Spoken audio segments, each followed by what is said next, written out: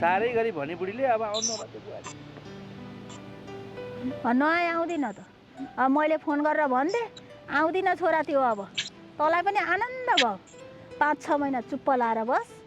त्यो पछि एउटा भने जस्तो केटी हेरेर बिहे गरौँला के बिग्रेको छ र ऊ छोरी मान्छेको त बिग्रेको छैन नि त त छोरा मान्छे होस् अब के गर्ने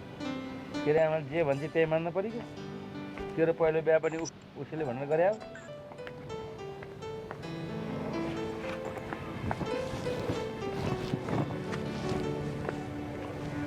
कुरा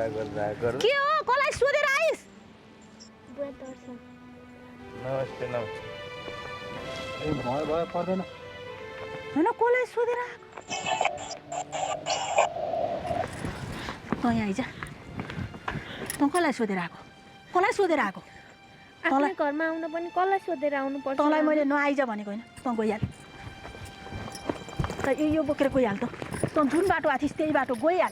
गइहाल भने छिटो सुनिनस् होइन आफ्नै घरमा आएको मान्छे कहाँ जान्छ हो आमा तँलाई आफ्नै लोग्नेले वास्ता गर्दैन लोग्ने जुरुक्क उठेर गयो होइन तँ कसको भरोसामा यो घरमा बसुला भनेर आखी के तँ झोला बोकेर गइहाल त लोग्नेले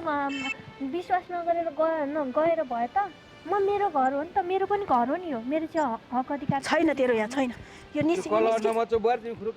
तँ छिटो गइहाल तँ आएपछि अब यहाँ कति राम्रो घरमा छोरो सुतेको थियो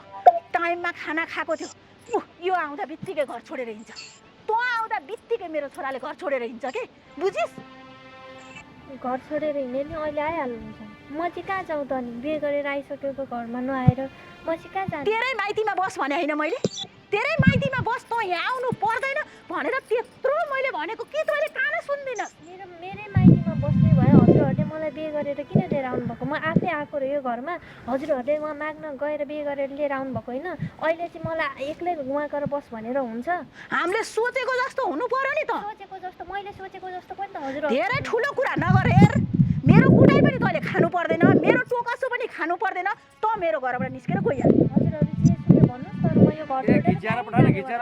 होइन कतिचोटि खिचाउने हो के जा भने म यो